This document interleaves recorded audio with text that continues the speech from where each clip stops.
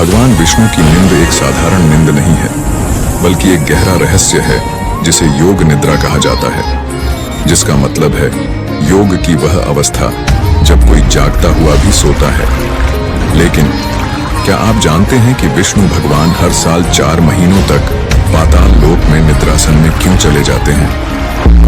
ऐसा शक्तिशाली राजा जिसके साथ भगवान विष्णु को पाताल लोक में रहना पड़ा, या फिर वह दुष्ट राक्षस था जिसे विष्णु ने अपनी योग निद्रा के लिए चुना?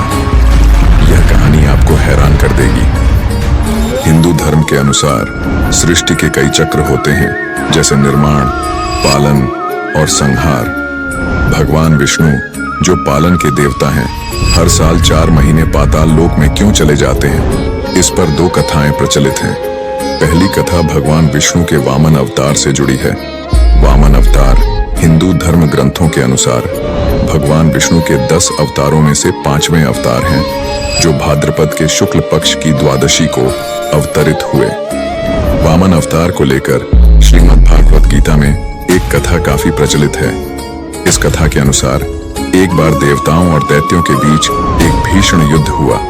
इस युद्ध में दैत्य पराजित हुए और जीवित दैत्य मृत दैत्यों को लेकर पश्चिमी दिशा की ओर चले गए।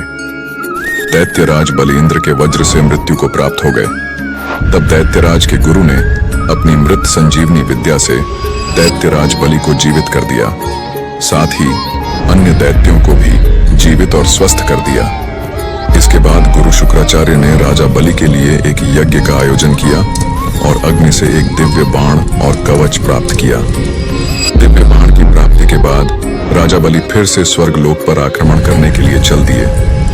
असुर सेना को आते हुए देखकर इंद्रदेव समझ गए कि इस बार देवता असुरों का सामना नहीं कर पाएंगे।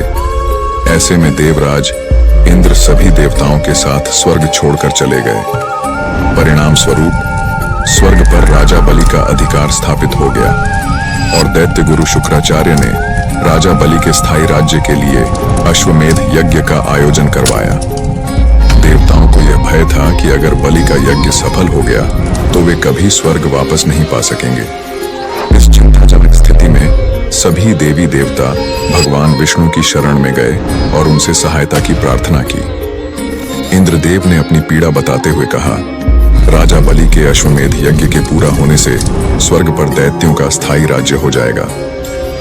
देवताओं को परेशान देखकर भगवान विष्णु ने सहायता का आश्वासन दिया और कहा, मैं वामन रूप में देवराज इंद्र की माता अदिति के गर्भ से जन्म लूंगा। इसके बाद भाद्रपद मास के शुक्ल पक्ष की द्वादशी को श्री हरि भगवान विष्णु ने माता अदिति के गर्भ से धरती पर अपना 5वां अवतार लिया। उनके ब्रह्मचारी रूप को देखकर सभी ऋषि मुनि और देवी देवता प्रसन्न हो गए। सभी ऋषि मुनियों ने उन्हें आशीर्वाद दिया और वामन ने एक बौने ब्राह्मण का वेश धारण कर राजा बलि के पास जा पहुंचे। उनके तेज से यज्ञशाला प्रकाशित हो उठी। यह देखकर बलि ने उन्हें आसन पर बिठाकर आदर सत्कार किया और भेंट मांगने को कहा। यह सुनकर वामन ने अपने रहने के लिए 3 पग भूमि देने का आग्रह किया।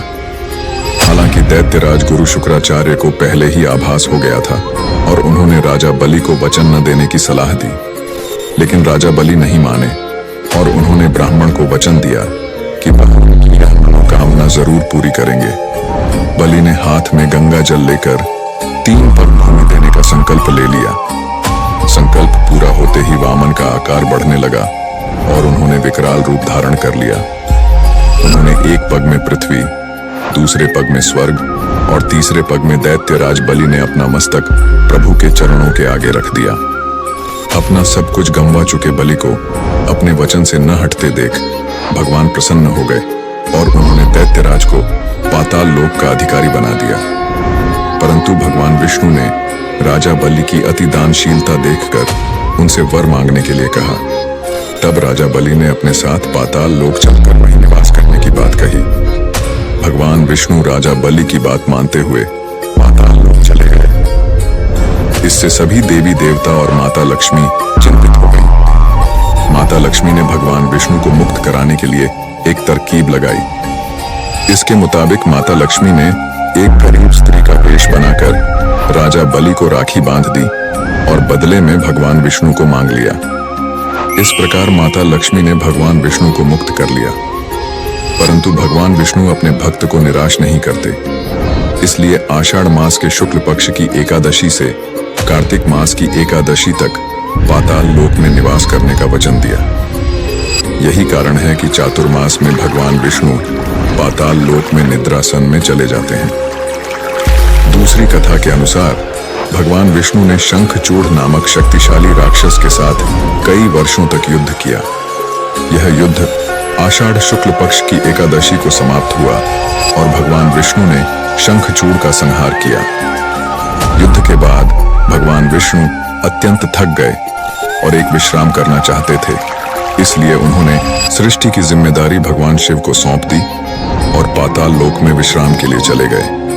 भगवान विष्णु ने 4 महीने तक पाताल लोक में विश्राम किया और जब भगवान विष्णु की निद्रा समाप्त हुई तो यह दिन कार्तिक मास की एकादशी थी। इस दिन को देवउठनी एकादशी कहा जाता है, जो भगवान विष्णु के जागने और सृष्टि के संचालन में पुनः सक्रिय होने के प्रतीक के रूप में मनाया जाता है।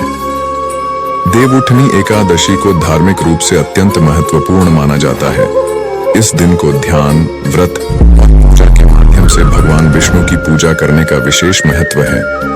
इसे धार्मिक कृत्यों और पुण्य कर्मों के लिए एक उत्तम दिन माना जाता है। तो दोस्तों, भगवान विष्णु का पाताल लोक में जाना सिर्फ एक रहस्य नहीं, बल्कि उनकी भक्ति और करुणा का अनोखा प्रदर्शन भी है। क्या आपको लगता है एक भक्त के लिए भगवान विष्णु का पाताल लोक में इतना समय बिताना उनकी दया का सबसे बड़ा प्रमाण है, या फिर इस कहानी के पीछे कुछ और भी गहरा कारण है?